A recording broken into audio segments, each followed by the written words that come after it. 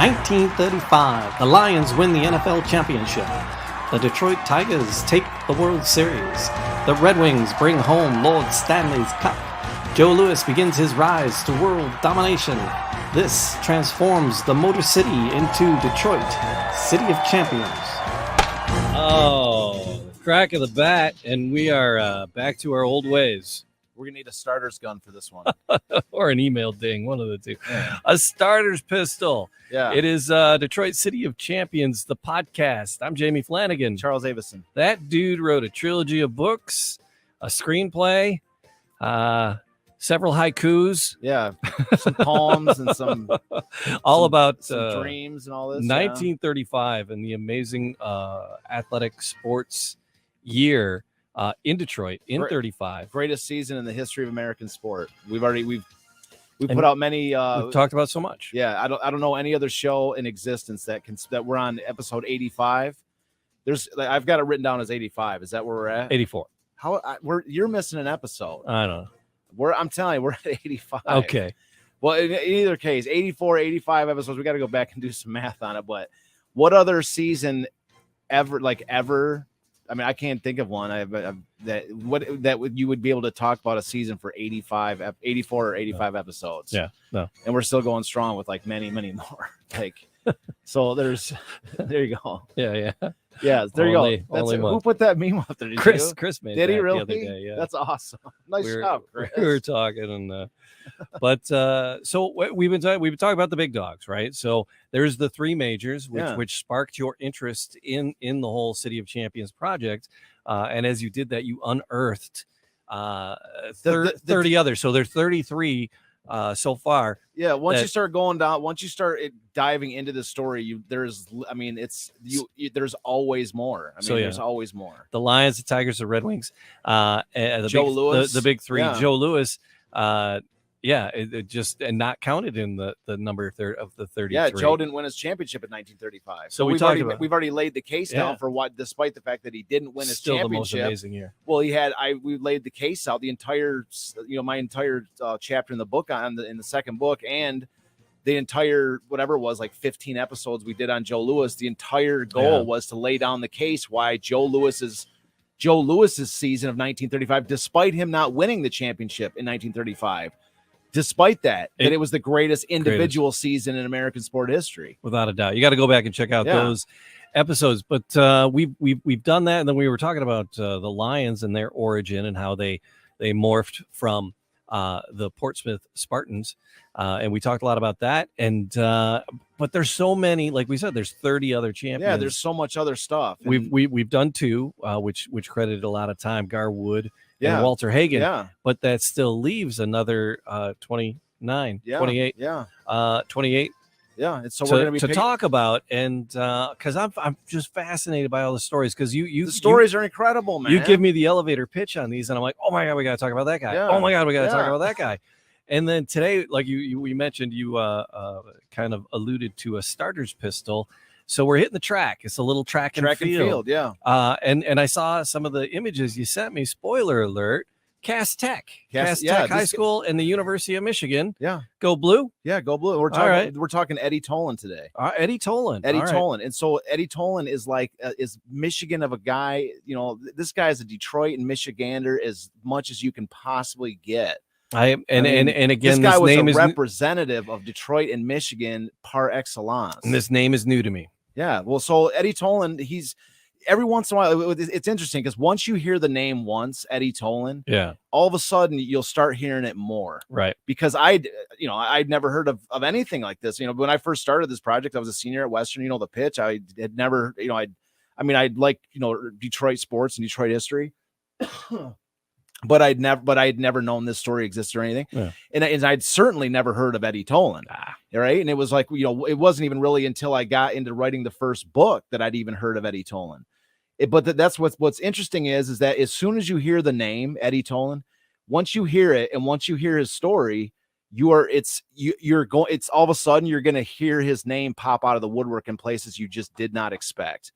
And that's how it was for me. Okay. It's just out of nowhere. You'll see somewhere that's like an Eddie Tolan park. Oh, you'll hear something that's like an Eddie Tolan walkway. All right. You'll hear something like it'll just be like an Eddie Tolan award or something, or Eddie Tolan was the first person, the first track and field, the first black track and field, athlete to do this.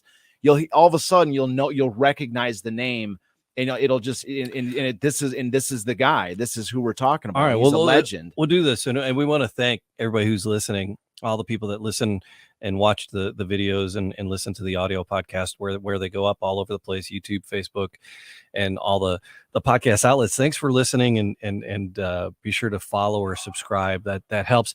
But do this for us. Leave a comment if you know of an Eddie Tolan park or walkway or something, or where it is, right? Yeah. Or a street or a scholarship or something named for our guy Tolan. See, that's what I'm saying. You just see it pop up like on random things. It would be cool if people would throw that if you notice something. Come on back to this episode and leave a little comment and prove me right. Prove me right. I'm curious and I'm curious to see. Oh my God, I've been by there. It never dawned on me that was that. So I want to see if we can spark any of that. So, but just so thanks for listening and watching. So make sure you follow or like or collect or whatever it is on your particular outlet. Yeah. So what's where does this story start? So Eddie Tolan, so much like Joe Louis, he exactly like Joe Louis, he was not born in actually Detroit or Michigan. He was born in Colorado in 1908. All right. And so his full name is Thomas Edward Eddie Tolan, Eddie for short. So Thomas Edward Tolan III. And so he's born in 1908 in Colorado. He moves to Detroit his whole family moves to Detroit in 1924 when he's 15 years old. Okay. And so they call it like the Great Migration, even though Colorado wasn't really, it was more of a Western, state. But anyways, so when Eddie Tolan when they moved to Detroit, Eddie enrolls at Cass Tech.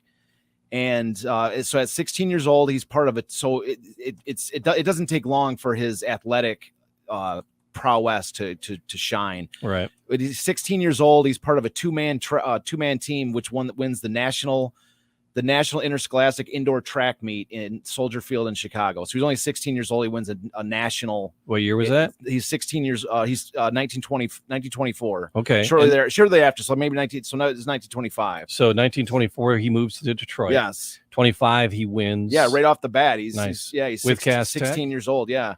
And then over the course of this, and then over the next couple of years, he sets two Michigan state records. One's in the 100-yard dash, and the second is in a 220-yard dash. So the 100-yard dash, he sets the state record at 9.8 seconds. And this is while he's in high school. He's in high school. And then Cass Tech. So Cass Tech's been around for a long time. Yeah, yeah. So we got a picture of Eddie Tolan here there in his Cass Tech track uniform. Track uniform, yeah. I ran track in high school. Did you really? Probably not nowhere near as fast as. No, you didn't. Eddie. I did distances. Did you? I did the mile, the 2 mile, the 2 mile. Did you do cross country? And the high hurdles. Well, cross country is a different season, but I did cross country too. So that's right. It's not really part of track. For track, cross country is its own sport, different season. So I ran cross country too, but I did the mile, 2 mile, 2 mile relay, and the high hurdles because I was one of 3 people on our team that could get over it. Yeah. Everybody else was afraid to run the high hurdles. I just could. I wasn't super tall in high school. I'm like 6'1", right? I ended up being like 6'1", but in high school I wasn't 6'1" in high school.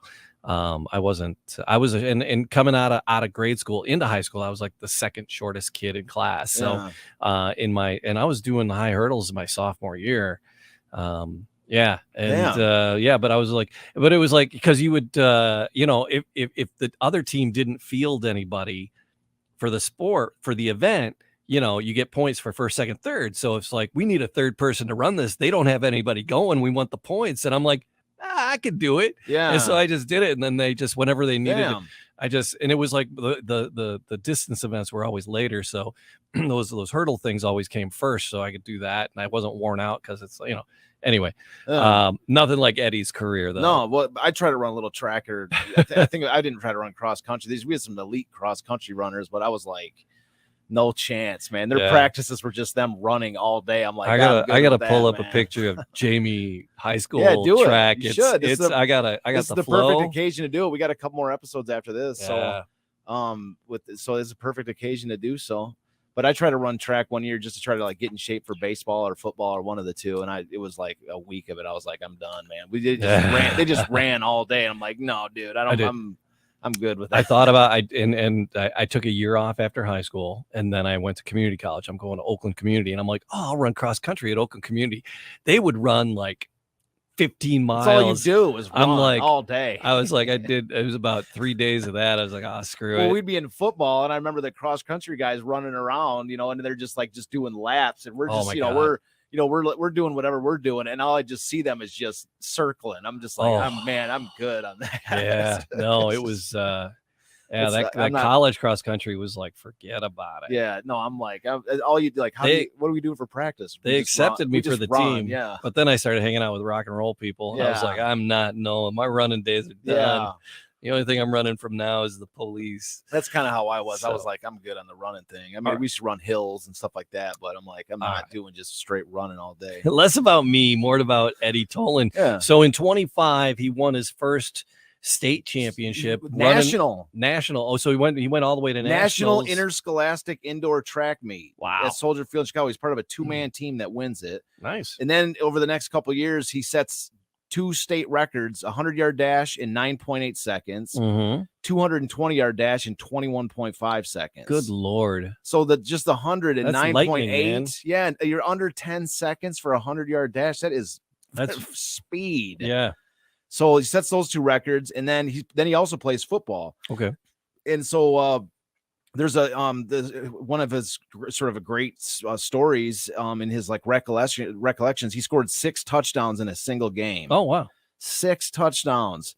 And so he this is back in the 20s. You said from his recollection. Well, his recollection was they always asked him, what was your greatest thing you ever did? Yeah, and as we're gonna get, he's got. I mean, I had to write these achievements. I mean, I had to write this stuff down because it's just, champion this, champion so that. So the last 2 people we and worked with, Walter Hagen, we had his book, The Hague. Yeah. And then Speedboat Kings, all about Garwood. When you say where were you pulling? Well, there's a lot of like articles and newspapers. So when you researched him, where did you find your research on him? Just in a variety of sources. I mean, there's a lot of stuff that was just straight out of various, there's just like all the other players and stuff. You get a lot of it from the original newspapers, just little biography stories and that. Right. The idea with the 6 touchdowns is a famous thing. It's not like it's some random recollection. What I was trying to get at though was that they asked him in a recollection about like what was the greatest achievement he ever had, and he always pointed at that he scored 6 touchdowns in a game. He didn't point to any of these other stuff we're going to get into. So he pointed to this. He's like, I scored 6 touchdowns. And it kind of everybody goes back to their high school football. It's like they're all Al Bundy. That's what I was going to say. It's like Al Bundy. He's like Eddie, you've been it's like your accomplishments are ridiculous. He's like his gold medal swinging around his neck. He's like, what was your best thing you ever did? He's like, I scored 6 touchdowns in a game in a high school football game. They're like, oh, okay. So he always pointed. So that's what they say. He pointed at that as like his greatest achievement. So his senior year of high school, 18 years old, he won that same national interscholastic indoor championship again. So they won it twice within a 3-year span. So just coming out of high school, I mean, he's an elite athlete. I mean, there's no doubt, especially track and field, football. And so he graduates from Cass Tech in 1927, and he's recruited by U of M for football. Oh, nice. Yeah, so he's recruited by U of M because U of M is like just creme de la creme when it comes to football and it comes to athletics, especially at that time too. Yeah. So anyways, it was at U of M that he switches from football to track and field full time, but there's a sort of an issue about why he switched from track and field to football. And it's never really been definitively answered. And so we're not really going to be able to answer it today, but I will lay out and this is just off of Wikipedia. I thought they did a really good job summarizing it. Cause I mean, I talked about it a little bit in the book, but it's got a pretty, Wikipedia is good. It's not the greatest source of information, but they do cite the different sources. So it's good it kind of gives you an overall summary springboard. Yeah. It gives you an overall summary of like the different stuff that's out there, what they're talking about. So I'm just going to read it, rate the sort of thing. So Tolan was recruited by several major universities as a football player, but he chose the University of Michigan. There are differing accounts as to why Tolan never played on the varsity football team at Michigan.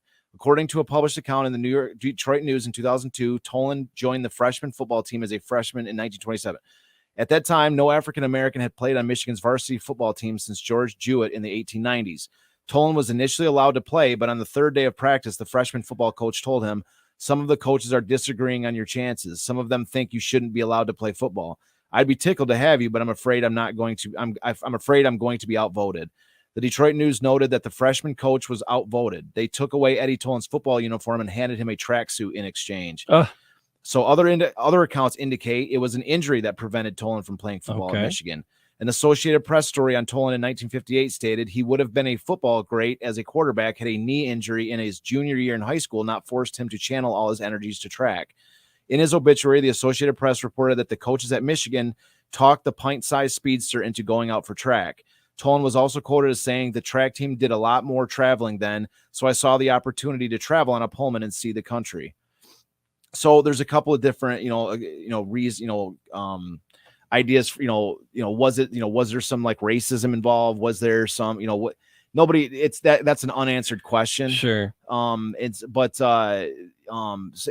just an unanswered question. So, but anyways, that's why we're in a couple episodes, we're going to be talking about Willis Ward, because you can actually see a little bit more of football in that era through his life. He was a phenomenal track and field track and field runner. Sure. And he actually did play football for Michigan, and he played for them in was it 32 through 35. Okay. So 32, 33, 34, and 35. Played 4 years for Michigan. Okay. So that's just a few years after this. So and so that's what I'm saying. We're going to dive into his story a little bit, and I think it helps to clarify a little bit more, but it still doesn't answer this question as to the actual reason, the actual things, the actual reason why he didn't pursue football more.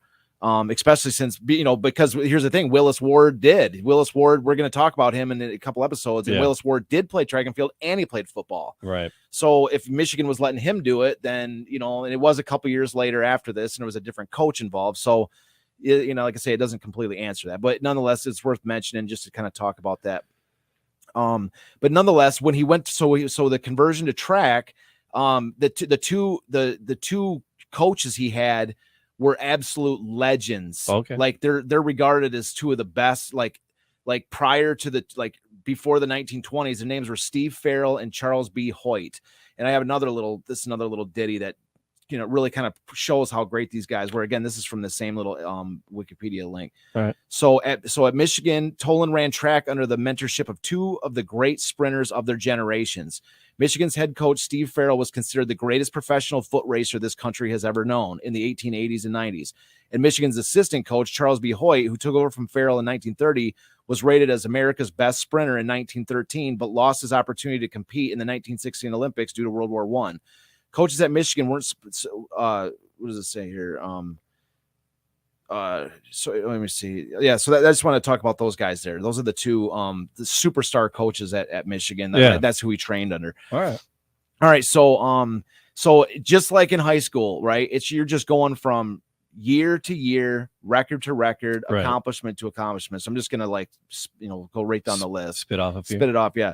So 1929, he ties the world record for 100-yard dash at 9.6 seconds.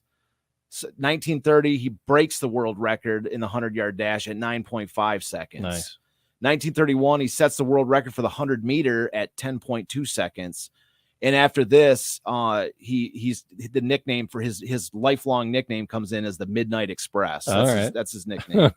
So the Midnight Express, Eddie Tolan. Yeah. So and then post 1931, he graduates from U of M. So he's just it's just year after year after year, just achievements. And then so the next thing that the next thing he's set up for is the 1932 Olympics. He's just graduated for U of M. Nice. He's heading to the 1932 Olympics. It's the 10th Olympiad, and it's in Los Angeles. And by this point, the Great Depression has set in. So anyways, this is now here's the thing. So the Olympic trials, he goes to are held in Stanford University, the Olympic trials, and he goes out there, he's like, I'm riding high, I'm setting world records, I'm doing this. and he goes out there and he gets beaten in the Olympic trials. Oh no! By a guy named Ralph Metcalf, who you're going to kind of see here. Ralph Metcalf is one of the greatest sprinters of all time as well. And so Ralph Metcalf, he's from Marquette. And and so he goes to Marquette University, and Ralph Metcalf beats Eddie Tolan in the 100 and 200 meter sprints. And so despite that, Eddie Tolan still finishes in the top 2. He lost only to Ralph Metcalf. And so the two of them both go to the Olympics. Michigan boys. Yeah, Michigan guys. Yeah. Yay. So they go to the Olympics. So anyway, so Metcalf and Tolan, it's worth a little bit of a dive here. Metcalf and Tolan, this is the first time that 2 African Americans represented USA as the top 2 sprinters. Oh, wow. It's the first time this has happened. And so this is where we kind of come up with the two signature sort of moments of this 1932 Olympics. And this was a huge deal back in its day. Yeah. So we've got a video to show that little 1 minute clip. All right. And so to set the stage for this, what happens is, so there's two big races that they're running in. It's the 100 meter and the 200 meter. All right. And in the 100 meter, this is one of the craziest facts. Are you going to shut that window because it's kind of breezy through the microphone? I think. I don't know I think that's what it is. Checking the other. Oh, there you go. So, anyways, this is Are you a prima donna? I'm not a prima donna. I don't want our listeners to think that we're filming outside and we're filming out with the breeze rolling through here. So should we get some green M&Ms for you in a bucket too? I'm busting your chops. Go ahead. All right, so we're setting up this video clip. Yeah. So this is what's crazy is, both Metcalf and Tolan they tie in the 100 meter dash. Right. They both cross at 10.3 seconds. Right. So those high-tech timing instruments they had back then, right? Yeah. It was like Shaky Joe at the end with the stopwatch. Yeah. So they both set the world record at the same time. Oh, nice. But this is what's crazy is that despite this, Eddie Tolan won the race, despite the fact they both tied and they both set the world record the same exact times. Eddie Tolan still won. It's because he was taller. No, it's because as we're gonna see, they both cross. They both touch the tape at the exact same time. Wow. But Tolan puffs his chest out when he hits the tape. Yeah. And so his chest crosses the line first. So the way that they described the win was both men touched the ribbon. This was the official response. Both men touched ribbon at the same time. Thus, both had set the record.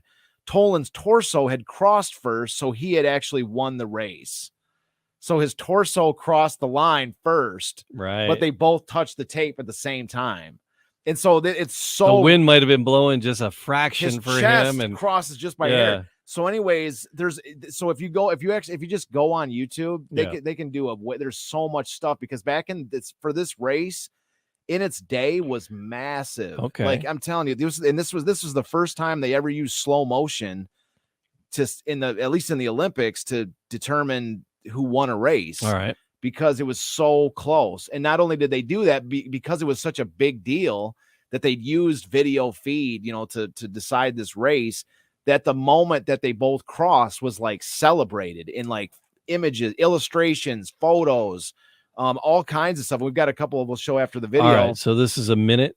This is the 1932 men's 100 final. Yeah. All right, here we go. It was. But that's the crowd. But that video screaming. Was amazing. That cut right there was amazing because they showed the way they used the slow motion for it, and you can see Tolan just like leaning forward a little bit with his chest. It just did his hand come across first? Did one of his hands come across before his chest? Said his torso. The other guys? They said his torso. So yeah. So his chest, he puffs out his chest as he crossed, and that's what these images are going to show. Right. You can see how he crosses the line.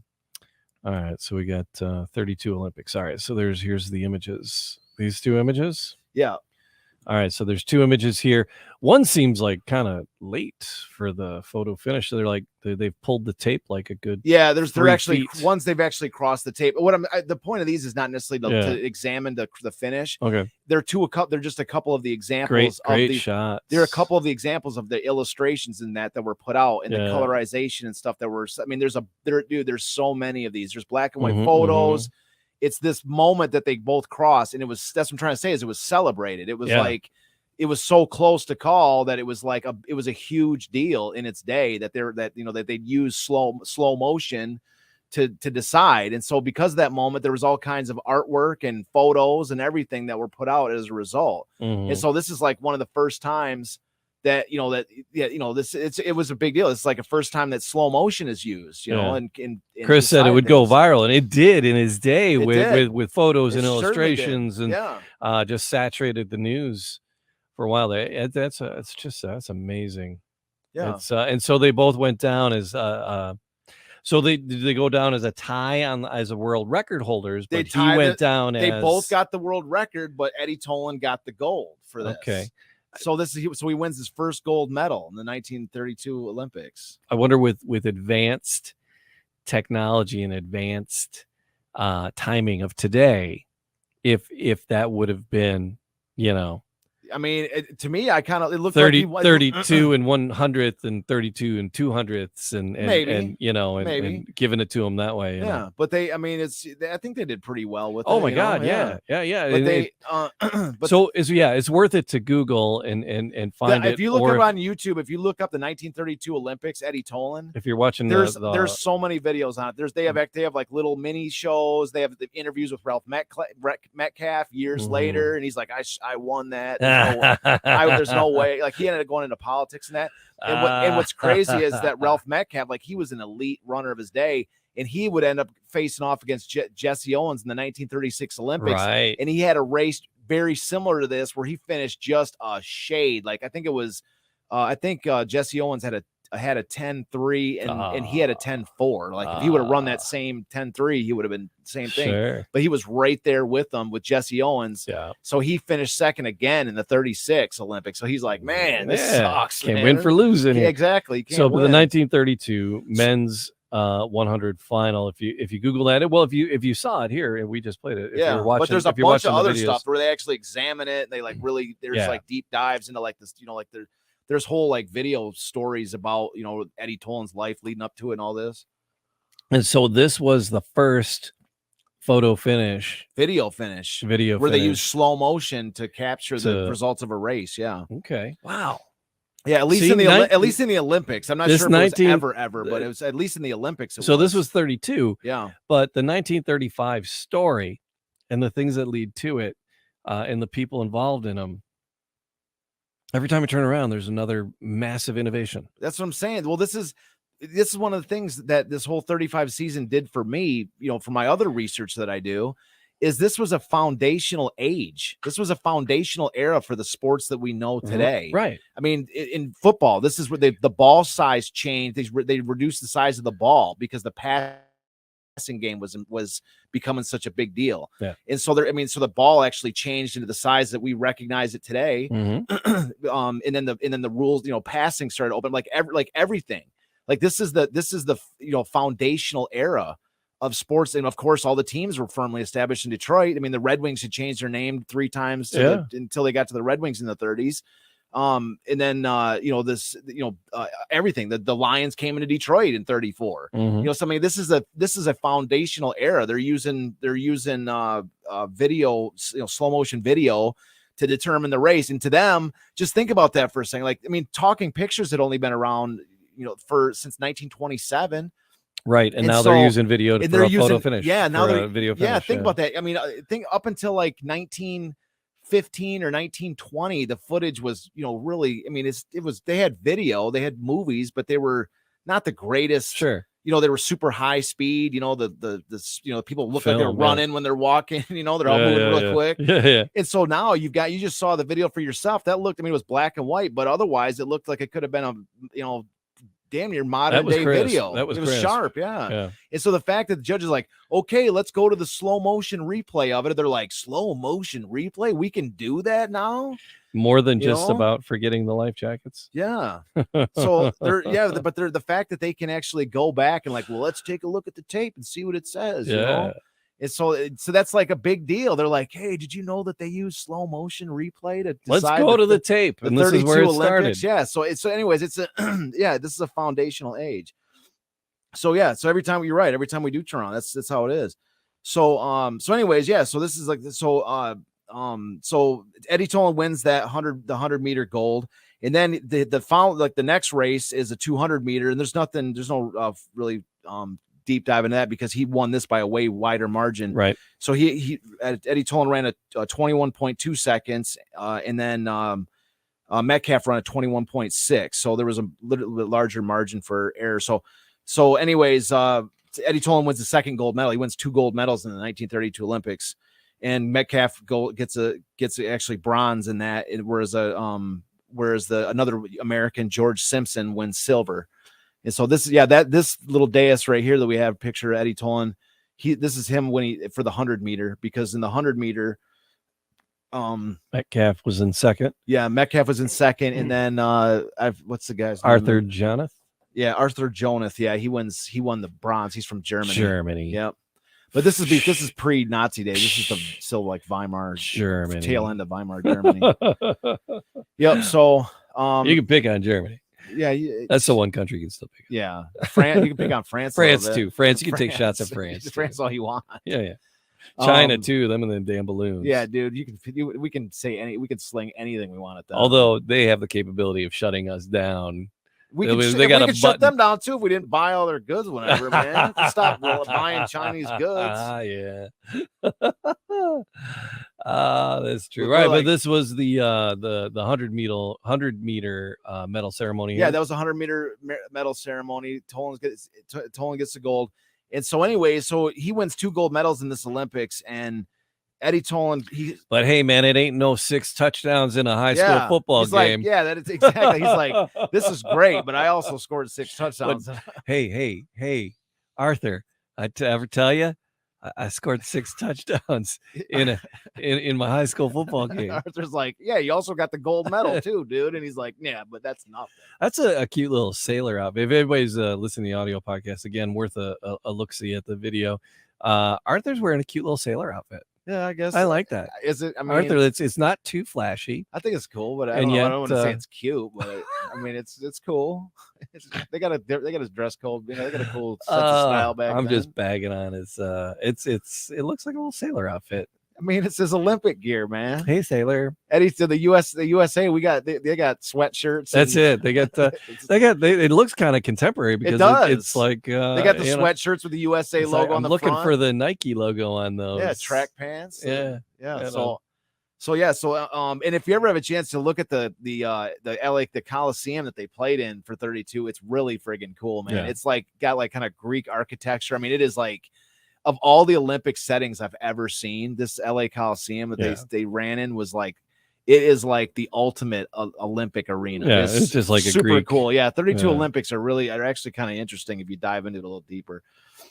But anyways, so after this 1932 Olympics, I mean, we just kind of whizzed through, ripped through all these different, it's every year of his life. He's just been records, killing championships, and yada yada. I mean, it's just every single year. So after the 1932 Olympics, Tolan is called the world's fastest human. Mm-hmm. So he's the first black man to ever be called the world's, because that was like an actual designation for somebody that's like that's won so many things. They actually I think it was the Associated Press that put it out. It was like an award called, and so it was the world's. So he's the world's. He wins this award, the world's fastest human. All right. And so he arrives in Detroit on September 6, 1932. He's greeted with an official welcoming committee at the Michigan Central Station. Mm-hmm. And that day, September 6, 1932, was declared Eddie Tolan Day by the Detroit Mayor Frank Murphy and Michigan Governor Wilbur M. Brucker. It's called Eddie Tolan Day. Okay, he's got Eddie Tolan Day. They're in. And I was thinking about this idea. Like, what day is it? So September 6th, 1932. September 6th? We should pretty much add that. Put that on the calendar. Yeah, we should add that to our calendar. Yeah. Yeah. Say happy birthday. Yeah, to we him. should. We should bring these days back. But yeah, people listen whenever. But it's I just still that's my edification. I like to know. All right, so September 6th is Eddie Tolan Day. I'm going to put that in the calendar now. Just astounding. Just the fastest man alive. in 1932. Yeah. And so, but here's the thing is just in amongst the little details that that I mentioned right there, the fact that there's this official welcoming committee at the Michigan Central Station, right? And so I just want to spend a second talking about this for a second, because this is a recurring theme in all, like virtually every single person or athlete or anything that we're talking about that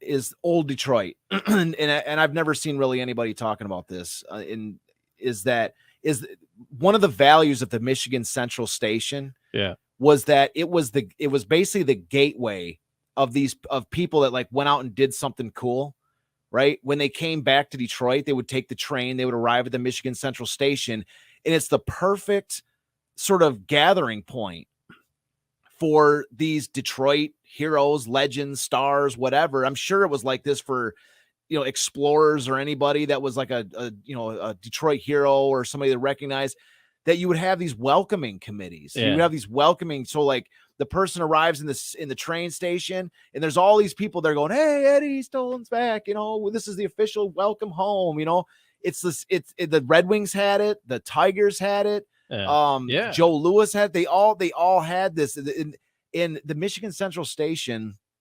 I know they're repurposing it, which is good. They're redesigning all this, but the sort of the down, I guess you call it the downfall of the Michigan Central Station, where it's ceased to be used as a train station.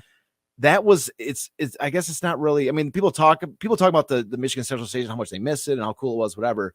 But one of the things that the city lost when that station sort of became obsolete or ceased to be used was this incredible cultural component for the city, which was that I mean, this is like a ticker tape parade type of situation. When people came back to Detroit, especially via, of course, via train, it was the perfect spot for the city to adore you, to gather and meet up, go down Michigan Avenue. To meet up there. You take your car, you go down Michigan Avenue, but it's the it's just such a I mean, imagine you're Eddie Tolan getting off the train, and there's this welcoming committee. They're like, it's Eddie Tolan Day. You've got all these people that are cheering you. Your families there waiting for you. It's just it's just something that it just doesn't get talked about, of like one of the things that we lost when it came to Michigan Central. It wasn't just, it was, besides the incredible architecture of it, besides the fact that it's there's an Amtrak station just a few blocks away, in Detroit. I mean, you go up Woodward Avenue, and there's an Amtrak station there, but it's not the Michigan Central.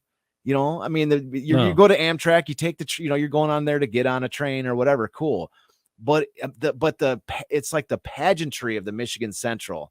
Like you're arriving through like the gateway into Detroit in this just monolithic, like massive, cyclopean architecture. Where you're just going, you're walking through, and it's just the most magnificent building, and you're coming home, and all these people are there waiting for you. You're getting there, you get to proceed out to the sedans and head out to where you're going. It's like the pageantry of it, you see. And there's the 30s, studying this story, this is just one of the sort of components. Like another thing I think of as similar along these same lines is that it's called the Debutante's Ball, which was like it was a total cultural thing in the 30s, 40s, and I think even into the 50s, where they would have they would announce in a newspaper, like, such and such are having are welcoming their daughter into the world of adulthood. It's like a Sweet 16 party. But they would open up this invite, and all these parents would bring their kids there to this huge party, depending on how much money they had to throw it, and depending on who they wanted to invite. They wouldn't just invite the world every single party, but it was like this cultural thing. It was like this sort of a way for people. It was when I say cultural thing, what I mean is, it was a way for the community to bond and, to come together, for a reason to come together in a, like a sort of in that sort of pageantry. And so it's just, there's so many things, like I say, from the 30s that are that have been lost, that we used to do, that used to lead to a greater sort of, a sense of a Detroit culture, or a, and I'm not saying it was exclusive to Detroit, but but they got that skating rink down there now. Yeah, no, that's cool. I mean, but the things like that are efforts to to restore some of that stuff. But that Michigan Central Station, just to, like I mean, every pretty much every one of these stories we've talked about, there has been this moment in these people's lives where they come through the Michigan Central and there's like this adoring throng of people there. Well, my mom has a story because they moved from Pennsylvania to Detroit when my mom was, I don't know, she might have been 8 or 10. So she was born in 32. So this is, she was young. And both of my grandparents were straight off the boat from Poland, settled in Pennsylvania. Grandfather was a coal miner. He was done coal mining. They were moving to Hamtramck because that's where Polish people go. Yeah, and, of course.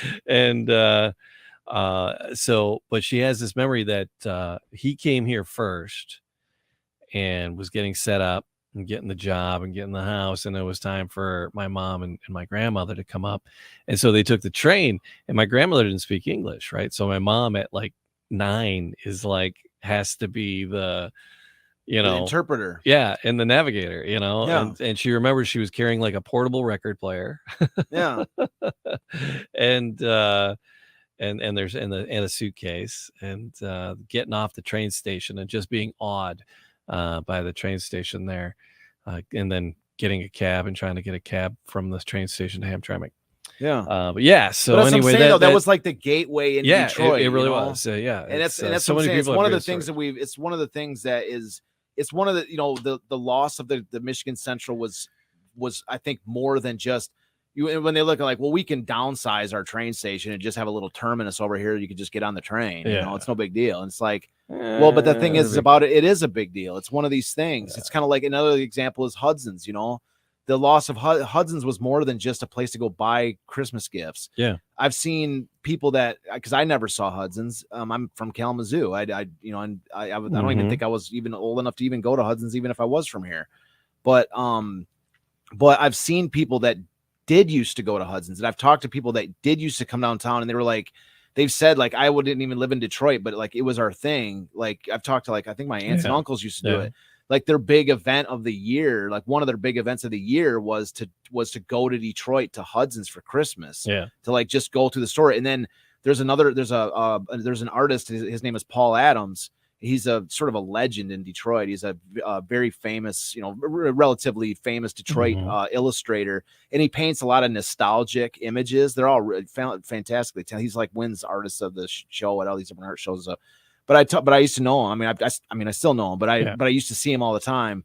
And he had this illustration of Hudson's, and he had done this Christmas in Hudson's. Yeah. And he was like, I think he was in his 70s, 10 years ago. So but anyways, he did this like illustration of like Hudson's at Christmas, and this picture, like he was like trying to frame one of them, and he botched one or something. And I had just done him a favor, and he was like, hey, hey, do you want this? And he gave it to me. And cool. Like I have it, and it's like, I was like, I can have this. It was the most beautiful picture.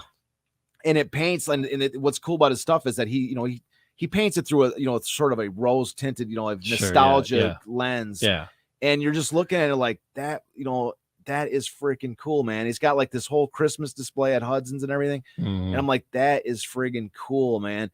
And so like, again, the culture that, so the thing about Hudson's is, again, it's the same thing. It's this sort of, it's this, it's not even about like, well, we can shop at the mall. We get the mall's a better spot. It's like, but does that have that same sort of cultural, like, bonding component, or is, I mean, maybe it does, maybe it doesn't, but I mean, it's one of those Detroit things that you don't just lose the shopping component. It's more, there's something more to it. I think that's all part of the magic of what 1935 was, that there were all these institutions. Yes. And they were in their heyday, in the beginnings of their heydays, there in 35. So we're at 1932. He's getting off the bus. He won these gold medals, and he's just welcomed back to these throngs.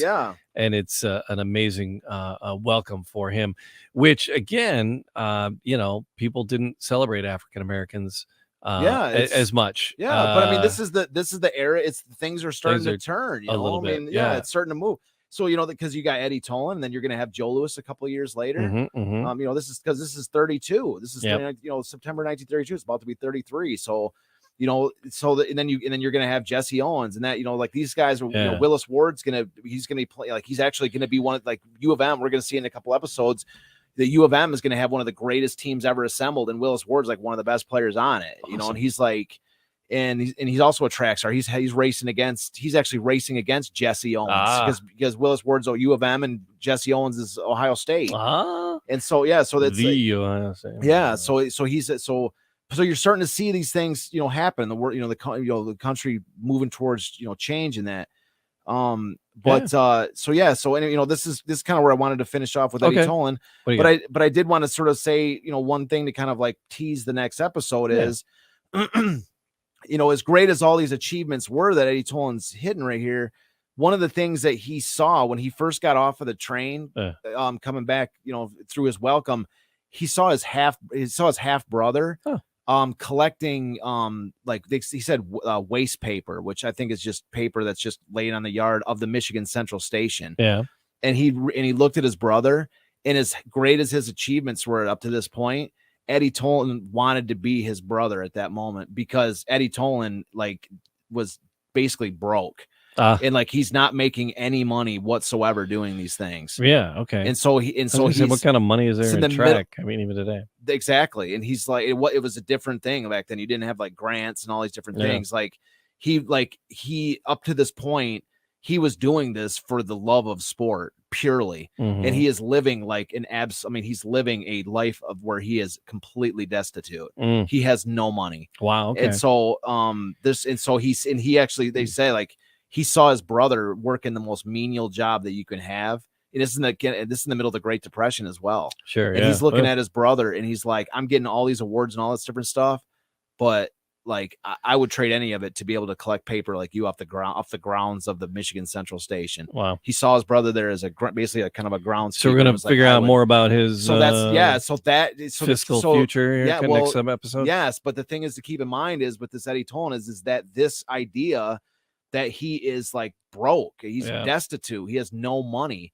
This is going to factor massively into the next chapter of what we're going to talk about with Eddie Tolan. Okay. So, kind of leave people wanting to know more, but so today we laid out this stunning, rise of achievements of this, crescendo. Because the world's fastest human, high school paid for, and then college, he was on scholarships for that. But here's the thing but he's not necessarily getting paid money for being that. He's they're paying for his trips. Yeah, they're just probably going to get some money, while he's, in the cafeterias. Now college is over.